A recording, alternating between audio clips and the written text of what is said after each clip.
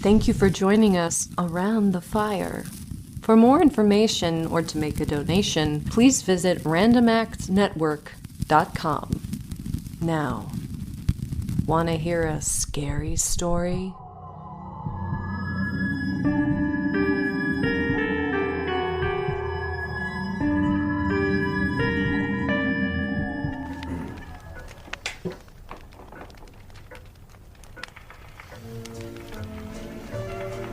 It's a lovely day today, so whatever you got to do, you've got a lovely day to do it in. That's Benedict. and you've got to do something that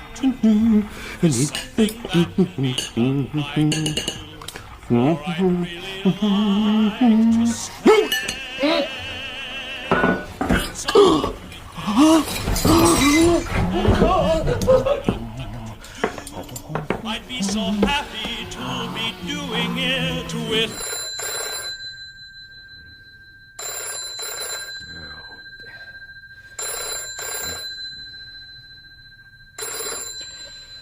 Hello, Simon Evans here. Simon, it's James. Hello, James. What can I do for you? Have you heard about the Warden? No. What's the old sod done Well, now? he's died. That's what he's done. God. Yeah, he's died while he was having his breakfast. I'm sorry. Yes, it's a heart attack. Bit young for that, wasn't he? Well, that's the trouble with the ticker. It never knows the time. Well, the show's about to begin now, and no mistake, Simon. Poor old Fitzsimmons, he never smoked or drank for fear of dying, and then he goes and does it while eating. I hope this table's all right for you. This is fine. It's my favourite eating place, actually. Well, one of them. Large meals, low price. Good food, though, very good. I certainly hope so. I wouldn't have brought you otherwise. And are you worried about prices? No. My editor pays working expenses, of course, but why waste? I don't see the point in wasting money. I feel the same about time. I hope this isn't going to take too long. Oh, it's been very good of you to give me your time, Mr. Montague. I appreciate it. Good afternoon, gentlemen. Can I get you something to drink while you study the menu? Mr. Montague? Some red wine, I think. Fine. We'll have a bottle of brewing. Certainly, sir. I shan't be a moment. Well, now, shall I start with the questions? I hope there's only going to be a few. Certainly. It is what you said on the telephone. And I'll be true to my word. And as I say, I'm grateful for your time. Well, in the way that you think a good meal for a little money is a bargain, I feel the same about a good meal for a few questions. Right, then. Tell me first about All Saints College. Well, it's rather unusual in that there are no students and few educational responsibilities to take into account. It's created by Henry III as a graduate-only foundation. Some of its fellows are resident, but many are dispensed all over the world. I suppose you could call it a sort of medieval think tank. The wine. Your wine, gentlemen. Would you like me to pour a little? No, that's fine, thank you. We'll help ourselves. I was just told by another waiter, sir, that you are Mr. Lang. I'd like to say how much I enjoy your articles each week. Oh, good heavens, fame. And what is it exactly that you like? Well, I suppose we all like to know what's going on behind the scenes, don't we? Are you ready to order yet? I'd certainly recommend the stuffed aubergines. Another 5 minutes, I think. I'll come back later then, excuse me. Right. I'll pour, shall I? Well, here's to us, and a good article. One that pleases the waiter, anyway. Cheers. Now then, Mr. Montague, the college. Well, as I was saying, it's regarded as something of A medieval think tank, I believe you said. Yes, that's right. But indeed, its critics will say that it's gone further and further back into history. However, its fellows are some of the leading figures in the country, and indeed internationally. For example, there's Willie Henshaw, Privy Councillor, Queen's Counsel, Knight Bachelor, Chairman of the 2 Royal Commissions, author of a major report to the Governor and Court of the Bank of England, and an international corporate lawyer. Mr. Montague. And then there's Lord Siegenthaler, a recently retired cabinet minister. Mr. Montague. And Matthew Moore, regarded as the finest Middle Eastern archaeologist of his generation. Those are just some of the names. But as you can see, the college is rather a unique place. Its Mr. history... Montague, excuse me, but I know the history of the college. Then why did you ask me here? I thought that's what you wanted to talk about. Tell me about the Warden. Well, that too is a position which is rather unique, despite the college being described by many as archaic. Nevertheless, to be its warden elevates that person to the status of an unofficial chairman of the establishment. That's not what I want to know, Mr. Montague. Oh? What is it you do want to know? I want to know about his death. I beg your pardon? Look, I know he died of a heart attack. Everybody does. What everybody doesn't know is what kind of cat has been put amongst the pigeons by that death. That's what I want to know. Look, wait a moment. I mean, there's going to be one hell of a struggle for the position of new warden, isn't there? I'd like to know about it. I'd like you to tell me. Mr. Lang, On the telephone, you said to me that you wished to talk about the history of the college. Isn't that what we're doing? You know perfectly well that I cannot discuss any forthcoming election for the post of warden. Who are the favourites? I will talk about the history of the college and nothing else. Who are the favourites? You must excuse me. I'm leaving. I came under a misunderstanding. Are the names you mentioned candidates for the post? Could be quite a fight. Look, I have nothing further to say, and what is more, I hope that you have forgotten what I've said so far. Willie Henshaw, Lord Siegenthal, Matthew Moore. Sorry, but I'm a reporter, you see. Names stick like glue. A scandalmonger is what you are. I see now why the waiter said he enjoyed your articles. What was it he said? We all like to know what's going on behind the scenes. And we do. And it's my job to find out. And it's my job to see that All Saints College maintains a certain dignity and does not sell itself for aubergines. Mr. Montague, we don't really have a problem here. I certainly don't. Goodbye. If you just told me the facts of the matter, it may help prevent some of the what you call scandalmongering. Go to hell, Mr. Lang. I'm sorry. Go to hell. Are you one of the candidates? I'm telling you nothing more. You told me nothing I didn't already know as it is. And what about the names you didn't tell me? What about Tom Ducassis, who's off to the Library of Congress any day now? Max von Ehrenberg, who's off to the archives in Venice? And there's Susan Shines, one of the few women fellows elected. What about Simon Evans? You didn't mention him either. What about them? I just want to know how they feel about the election. Who they're supporting and why not. Who's the favourite for the job, Mr. Montague? I mean, what's the big secret?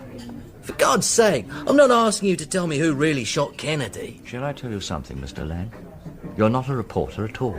You're a little nosy bastard sniffing around for trouble. And shall I tell you something, Mr. Montague? I think it's you who's favourite for the job, am I right? And what if I am? Oh, nothing. It's not me who's making a big fuss about this. Thanks for the wine. Goodbye. Hardly touch the stuff. Bloody waste of money.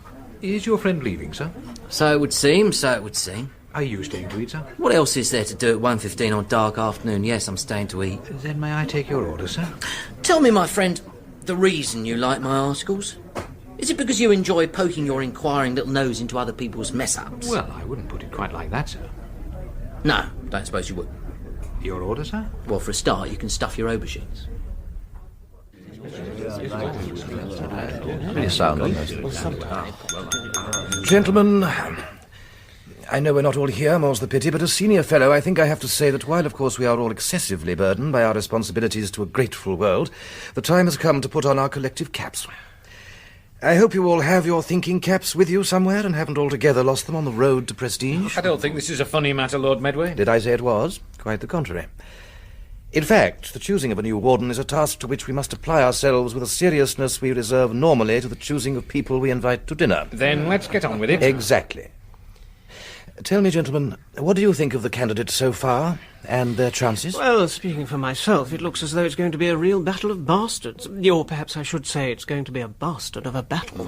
Yes, perhaps you should, Leo. I would have thought, though, that Montague would be the obvious choice. Yes, he'll certainly take the first ballot, there's no doubt of that.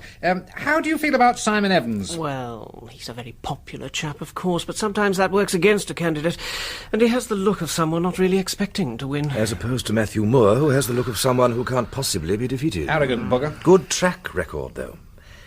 Granted, there's quite a few candidates, and they've all got records of which to be excessively proud, but there's certainly something about Moore and the way he wears those endless medals of archaeological merit around his neck that makes him very much a front-runner. And what's more, he desperately wants to be warden. Yes, to tell you the truth, his eagerness is already rather sickening. However, I still think James Montague is the one who will come out tops.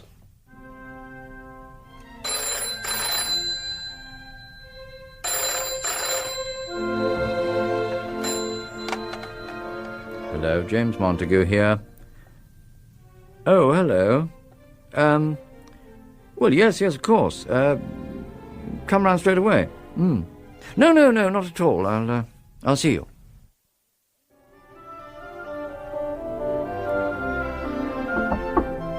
One moment. Simon. Come on in, then. I hope I'm not disturbing you. No, I was going to phone you anyway. It's about the election.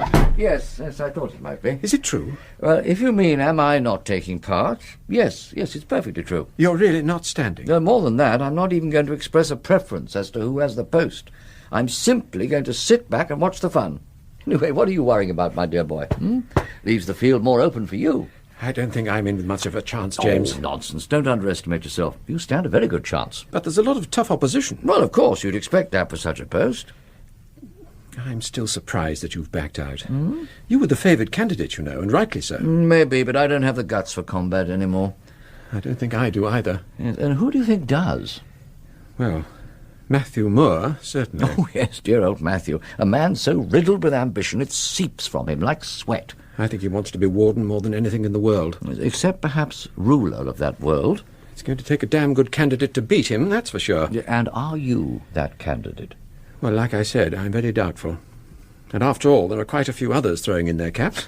You know, I have a feeling, though, that quite a few of those caps are going to be without homes, by which I mean there's going to be another meeting of the Fellows in the main library tonight, and I expect a few heads to start rolling. In fact, despite your rather low and totally unjustified opinion of yourself, I shouldn't be at all surprised if when we get down to the third or fourth ballot, the contest isn't simply between Matthew Moore and yourself. Anyway, it's all up to the great and goodly Fellows, isn't it? And I can't tell you how pleased I am to be simply a happy and unbruised spectator to the contest. Well, thank you for calling, Simon, telling me that you believe I'll be missed. I appreciate it very much. I've got a feeling you care for the college more than most. Thank you.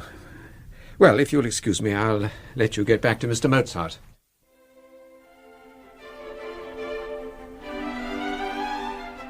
And now we come to Willie Henshaw. I don't have to remind anyone here of his distinguished career, truly outstanding, and he will, of course, be receiving the backing of all the lawyers who make up the college's non-resident fellows. There's no doubt he has strong support. Let's really get to know him, though, shall we? I suggest a series of informal lunches be set up for him with us as his hosts. The way to a man's mind is often through his mouth. I don't think Siegenthal's going to make it through the next ballot, do you? Not sure, Leo, old dear. He certainly has support, and he has been at the college 40 years. Yes, but when you think about it, every damn thing he's set his hand to has ended up in the dustbin. And that, I feel, is where his candidature's going.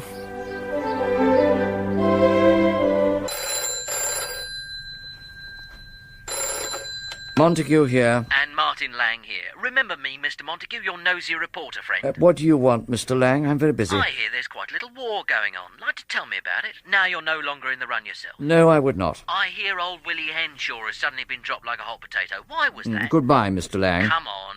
You owe me. Owe you? For what? Well, a glass of wine. Half a glass anyway. Look.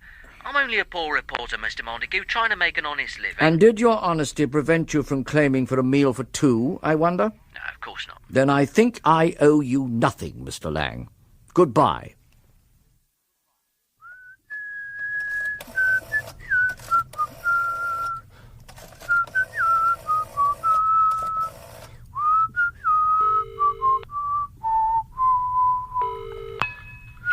Hello? Hello? Matthew here, Simon. Oh. This is something of a surprise. I've been rather impressed by your performance. Impressed and worried. You're a little too close for comfort. It looks as though it stands a very good chance of ending up with you and me fighting it out vote for vote. Yes, it looks like it. Why are you phoning, Matthew? I just want you to know that I want the post of warden very badly. I want you to know that. Yes. I want you to burn it into your mind, Simon, dear boy. Burn it very deeply into your mind. Very, very deeply. Look, what the hell is this? I want you to be completely clear that if something should go wrong for me, things could get very nasty indeed. What do you mean? I mean, very nasty.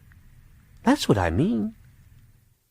Well, I must say, James, this election has turned into a right old pickle. It certainly has. I mean, here we have Simon Evans only 2 votes short of the 2/3 majority needed, and Matthew Moore, damn sure he's not going to release a single one of his supporters to break the deadlock. Cheers. As you Cheers. say, a right old pickle. We'll have to put heavier pressure on Moore. And we'll be wasting our time, and you know it.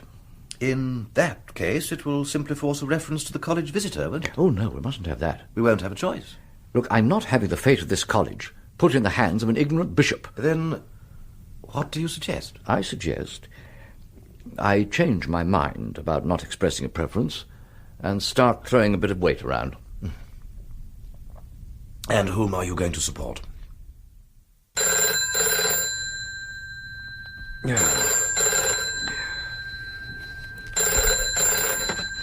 Hello? Simon? Yes, speaking. I've just been informed of the results. Congratulations. What? I said congratulations. You mean? I mean, you've won. Of course. It's almost unanimous in the end. Oh, God. I suppose I'll have to get used to calling you Warden now, won't I? I want you to be completely clear that if something should go wrong for me, things could get very nasty. Very nasty indeed. Oh, come on, now you'll have to get used to being called Warden. It's not that. In fact, I got used to being called Warden after the first 6 seconds. What is it, then? I'm worried about Matthew Moore. Oh, in what way? Well, it's been a week now since the election, and in that time we've not exchanged so much as a grunt across high table. Oh, I think he really hates me for taking the wardenship away from him. I don't think you need worry. Well, I wish I shared your optimism, James. Look, let's just sit here for a minute. You know, naturally, Matthew was bitterly disappointed in not becoming Warden. I mean, it's hardly been a secret how much he coveted the post. Nevertheless, I've known him since he was an undergraduate, which I confess is rather longer than either of us cares to remember, and I'm sure he'll behave himself. Well, as tomorrow is the final day of the academic year, he'll have a chance to show his true colours at my party, won't he? He'll be fine. I hope you're right. Obviously, I'm uneasy on a personal level, but also, this being my first Warden party, I don't want Moore to turn up simply to exacerbate the tensions, the residual tensions left over from the election. And this college means a great deal to me, as you know, and the tradition of the party tomorrow also means a great deal to me. And I don't want the anger and disappointment of one man turning the occasion into a slanging match. No, it won't happen, I'm sure. Although, I do have to admit, of course, that where Matthew Moore is concerned, I can never be really sure. You're beginning to sound less optimistic, James. No, not at all. Not at all. Come on, let's continue our walk, shall we?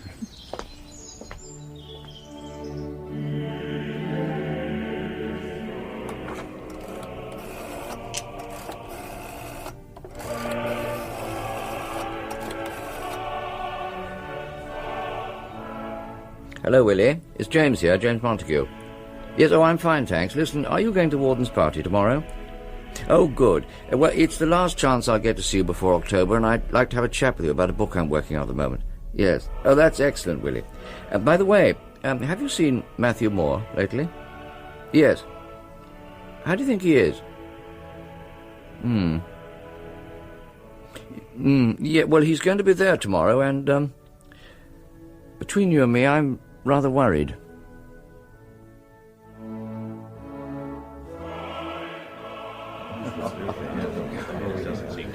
Ah, James, good to see you. Yes, and you. Not a bad turnout, eh? Not bad at all.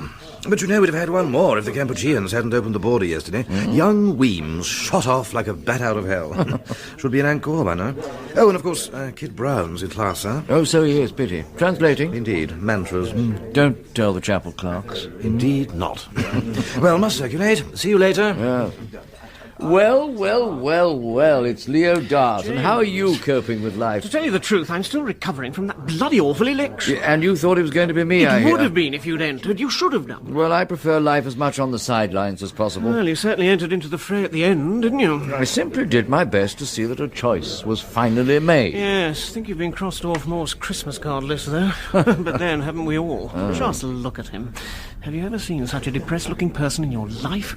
God, he looks as though he's just won Norway in a raffle. I suppose it must be killing him that we finally decided that a grandson of a coal miner and son of a grammar school scholarship pilot killed in a bombing raid over Aachen fell more clearly into the traditional image of All Saints. Well, it's over now, thank God. Let's hope he doesn't machine gun us all. Amen to that. Oh, by the way, where's Jack Ainsley? Is he coming? No, he isn't. In fact, he's many, many miles away. At this very moment, he's probably being buggered by little boys in Morocco. I don't think I heard that. Oh, God, look. Moore's walking to the trestles. He's going to speak. Well, here we go. I wonder if I may have your attention for a moment or two. You bet you can. As most of you know, I leave for Babylon later today. Lucky old you. What are the ladies here going to do without you? Oh, I'm sure they'll survive. My God, he's smiling. The fact is, I've got to get out there because... You can't stand any of us. Not at all. It's because someone has to make sure that the French aren't wrecking the site as they rebuild it, and in this case that someone is yours truly. You've always been our hero, Matthew. Ah, so what happened to the crosses by my name, then? I cannot believe this. Now, apart from my going to Babylon, you also know that a week ago I lost one of the harder-fought elections in this college's recent history. What I want to do before I go away, before many of us go away, is to settle something. I think it is about time that I drank a toast to the new warden and welcomed him properly to his high and arduous office. Doctors, I ask you to join me in raising your glasses to the warden of all saints. The warden of all saints. This morning I would have bet $1 million this wouldn't happen. Warden? Warden, would you just come beside me for a moment? That's it. Now, you see that I have a small black figurine here with me, one, in fact, that I treasure greatly. I acquired it on my, well, should I say, our last dig in Syria. Warden, I would very much like for you to accept this as a gift from me to you, a gift which I hope with all my heart expresses to you the fact that I do not hold, and will never hold, a single grudge. Warden, this is for you. Matthew, this is really most kind of you. I'm afraid I don't have an export license to go with it, though. I'm not surprised, Matthew. I always thought you archaeologist chaps were nothing but tomb robbers. I mean, the reason I came to see you is because although we're among the few fellows left in full residence, I seem to be seeing remarkably little of you. Yes, I'm sorry, James. It's just that although I don't have a term time schedule to keep to at the moment, I nevertheless do seem to be in demand socially quite a bit. No, I'm not blaming you. Far from it. I mean, after all, I'm up to my ears in preparing that book of mine on Champollion's work. I just thought it time I popped in for a quick hello. Is everything all right? Oh, indeed. Thousands of letters, of course. I tell you, most of my invitations seem to come from rather fetching ladies who are high up in the social scene. Oh. I'll just put these in my post tray. So, everything's certainly all right. It's amazing how attractive to the opposite sex I suddenly am since becoming warden. Yes, I bet.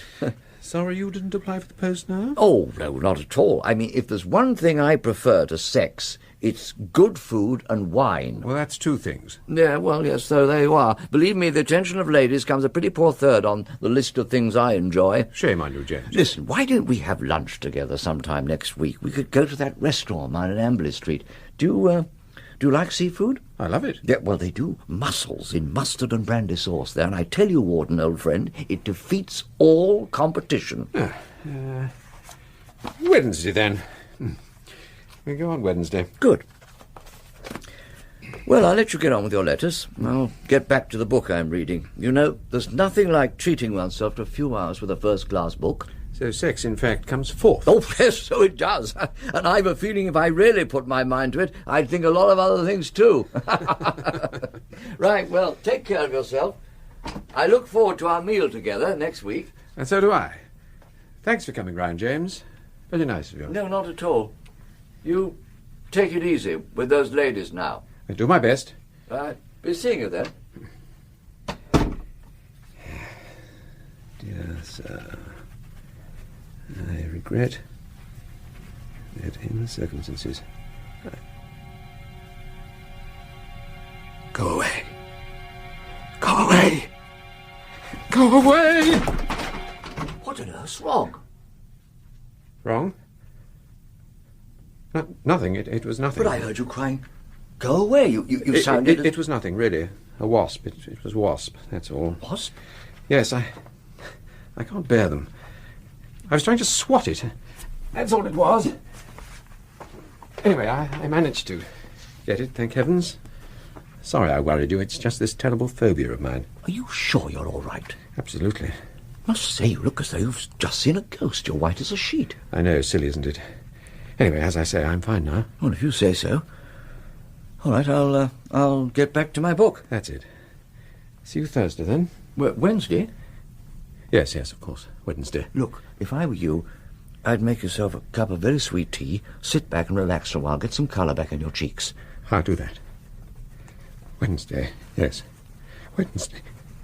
I'll remember, don't worry. For God's sake, what's wrong? There's no solidity.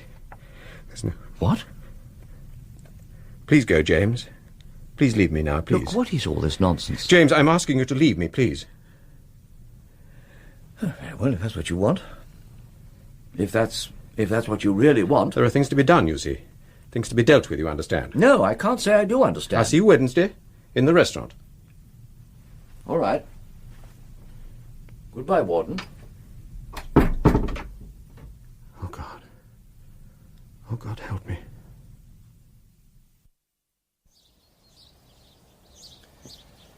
Lord Medway? Lord Medway, tell me, have you seen the Warden of late? I talked to him briefly a few days ago, but that's all. Seems to be keeping himself pretty much to himself. The odd social event will get him out of his office for a while, but that's it. Why do you ask? Well, I'm a bit worried about him. He doesn't seem too good to me at the moment. I'm glad you say that, in a way. So I've noticed it myself, but I thought perhaps I was just imagining things. What do you think's wrong? Well, I don't know, but he certainly seems to be under some awful stress of some kind. I hope it's not that he can't cope with the job. It'd be terrible if we've chosen the wrong man. Talking of which, did you hear that Matthew has had to postpone his visit to Babylon yet again? Yes, I have heard. Seems to be taking it very well. Although the thought of those French wrecking the site must be burning him up a bit. Has he said anything about the Warden's behaviour? Yes. I spoke to him about it, in fact. He said he thought we were overreacting and that all Simon wanted was a little more time to get used to the job. Early days yet, he said. Give the poor chap until All Saints at least. He's sure everything will be all right by then. Matthew's being very supportive of the Warden, isn't he? Yes, he certainly is. Well, let's hope he's right and we're wrong and that there's nothing to worry about. I've tried phoning him several times. Each time I get no reply. Nor me. I haven't even seen him.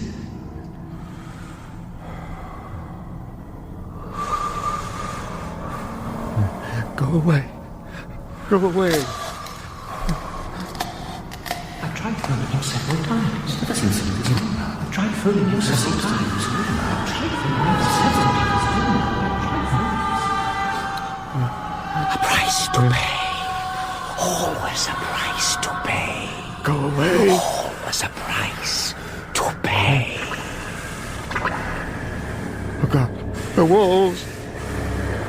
The walls are melting. Help me. Please, help me. Someone help me. Someone. Are you sure I can't get you a drink, sir? Oh, why not? I can't just sit here watching people enjoy themselves. The thought of those mussels waiting to be eaten is driving me crazy. If my friend doesn't show up soon, I'll eat alone, and to hell with it. What would you like to drink, sir? James, I'm so sorry.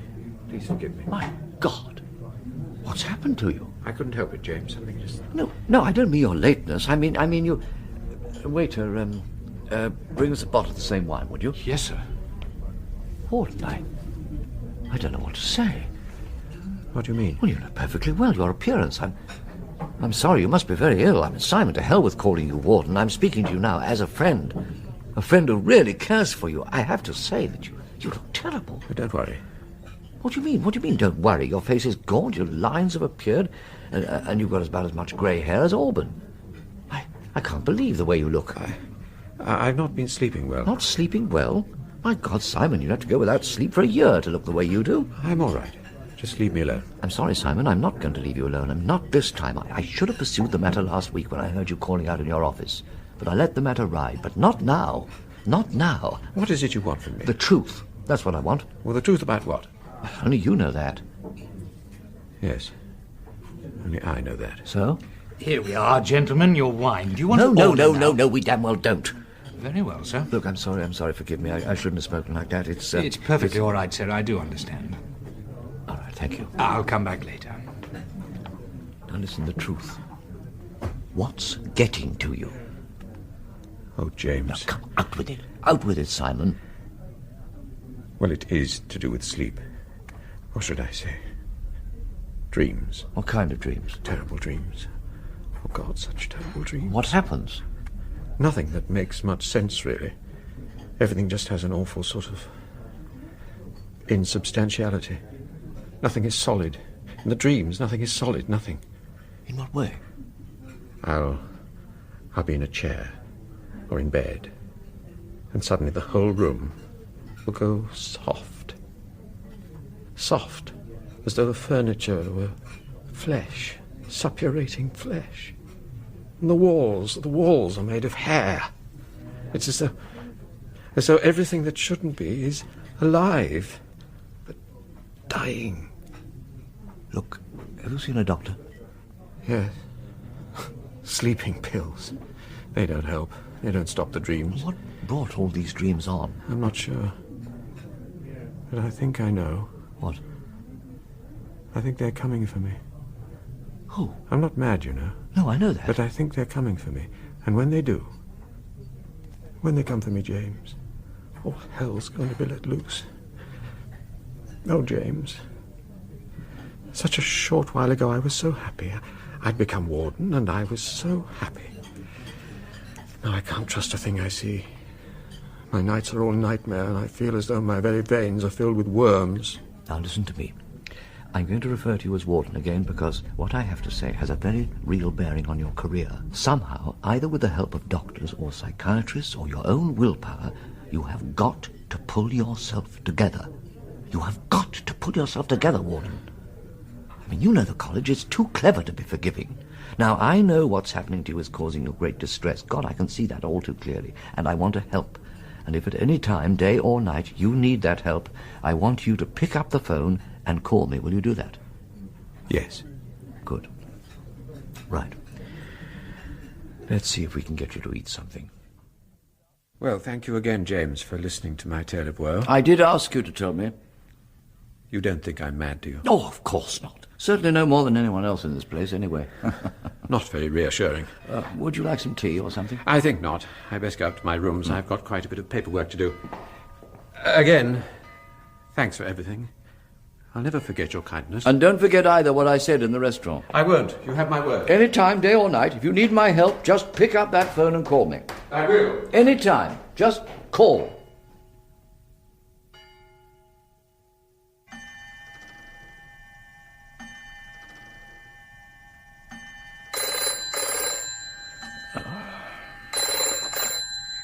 James Montague. They've come back, James. They've come back. Worse than before. Worse. I'm on my way.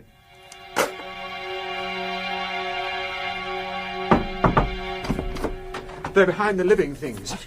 The ones that shouldn't be alive. What? Do you understand? Behind the living things that shouldn't be alive are other living things. Things I can't see. I can only hear them. Can you hear them, James? Warden, I hear nothing. They're crawling in my ears. Something's coming. Something on its way. I don't understand. I'm sorry, but I just don't understand. You do think I'm mad. I knew you did. I knew it. Look, Warden. To hell with what you think. Simon. I know what's happening to me. They're coming for me. And they think I can't hear them. But I do. I do. Dear God, I do. Help me, James. Please, please, help me. I can't help you, Simon. I wish I could. You said you would. Look, seeing you like this, I realized that I was right when I said you needed a psychiatrist. Somebody who... No. Simon, help look... me. You help me. Look, I can't. You can. Listen. You can. How? I know what brings them. It's that. What? That. Over there on the mantelshelf. That black figurine that Matthew gave me. It's that brings them. It's crazy, isn't it? But it's that brings them. You're not serious, are you? Never more so. The figurine brings them? Yes. There's something about that writing at the base of it. I want you to find out what it means. Why did you ask Matthew? I have. And? He says the writing is unknown. I don't know if that's true, but I do know it brings them. Find out for me, James, and tell me what it says.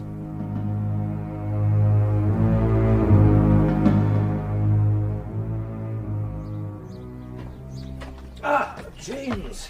At last. Just, I want a word with you. Yeah, I'm sorry, Lord Medway, but I'm in rather a hurry. I've had a call from the Warden. He wants to see me at once. Well, I'm glad he wants to see someone. He's been locked away in those lodgings of his for the past week. Yes, This is hopeless behaviour by someone who is supposed to be Warden. But I don't mind telling you that everyone now wishes we had appointed Matthew to the post. Look, I'm really sorry, but I don't have time to stop and talk now. And for that matter, where have you been locking yourself away for the past 2 weeks? Foreign travels is all I can say. Where to? That's all I can say, I'm afraid. Look, I must go. James, this isn't good enough. We can't have a Warden behaving like a lunatic. There's got to be some explaining. But don't worry, there will be. James! And soon. Mad as hatters, both of them. Last week marks began to appear on the fabric. My furniture was suddenly smashed by unknown hands. This week, scratches too. Terrible scratches on the doors, as though made by animal teeth and claws. And the glass too, the windows. You can see for yourself. Yes, I can see. And what do you think, my friend? You think I made these marks? You think I made them? You asked me to come because you said you had a note from Matthew. Yes. Yes, here it is. Listen, what he's written. Whatever this matter is between us, it has to be resolved. We must meet in the new quadrangle at midnight. We must finish a matter between us that I think you already understand. You have to be there. You have to. Midnight, then. Then you'll have to go, won't you? I can't. They're coming. Whatever they are, they're coming. I should have guessed it would be All Saints' Night. Well, I'm certainly not going. I'm sorry, Simon, but this is something that cannot be avoided. You found out, haven't you? You found out what the writing on the figurine says. Haven't you? I know what it means. I can't go. Well, if you don't, you will lose the post of Warden. I just want an end of all this. Then be at the new quadrangle before midnight. Is it really the only way? Oh, yes. Don't worry.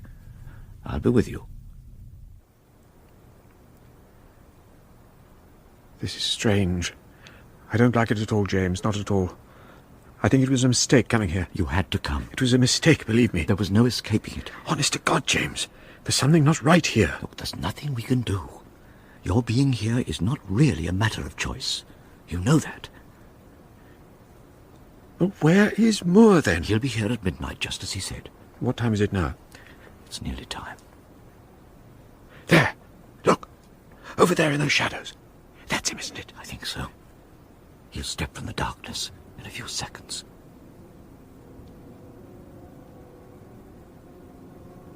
What in God's name is that sound? I don't know. But I know it has little to do with God. It's coming from over there, across the quadrangle. Oh, my God! What's happening here?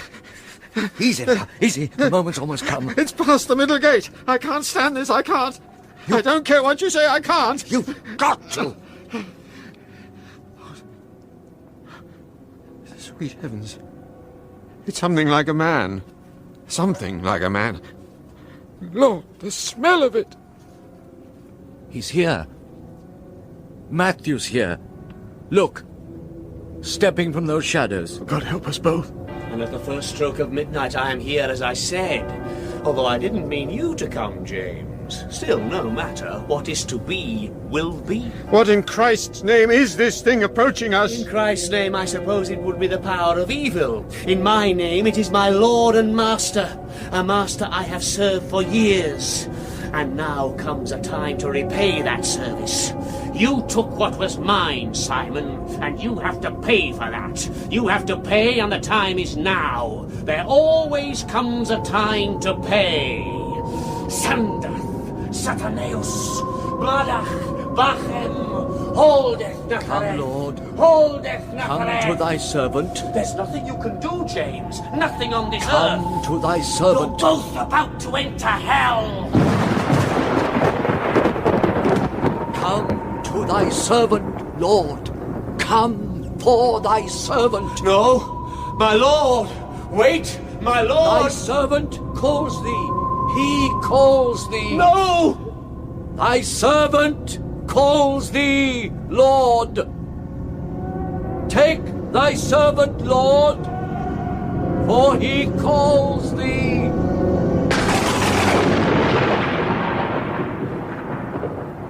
My master. My master.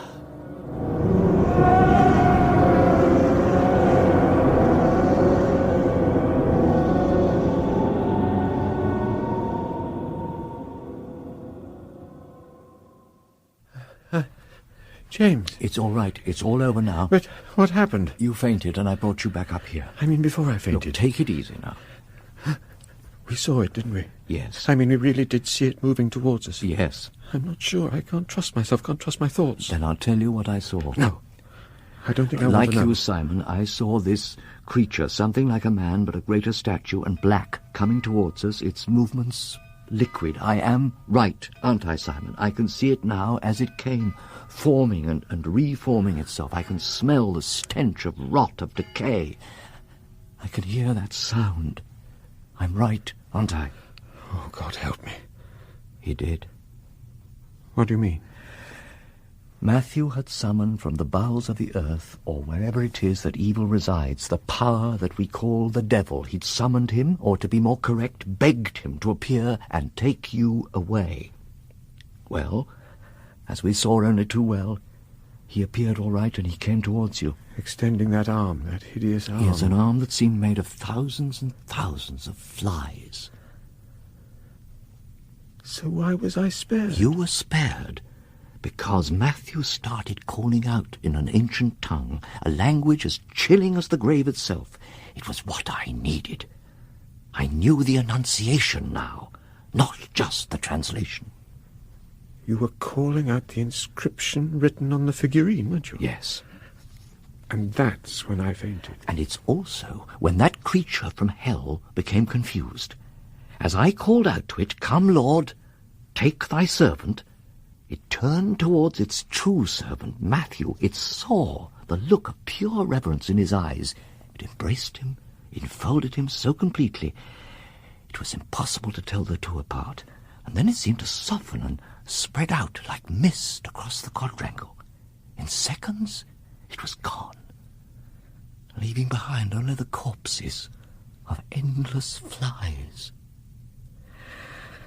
It was certainly lucky I'd learned the inscription on that figurine. My journey abroad was not for nothing, I'm pleased to say. Oh, thank God you were there, James. Indeed. And now? Now you must think no more about it. Oh, impossible. Oh, you must try. You have a college to salvage. And a missing person to report. But what do I say? Well, I think you simply say that Matthew seems to have disappeared from the face of the earth. Is that enough? Well, it's enough for now, I think. It'll certainly give everyone something to talk about. Eh? So the inscription simply said, "Come, Lord, take thy servant." Yes. You know, I don't suppose the Prince of Darkness is ever to be trusted. But it may be that sometimes he keeps exactly to his word.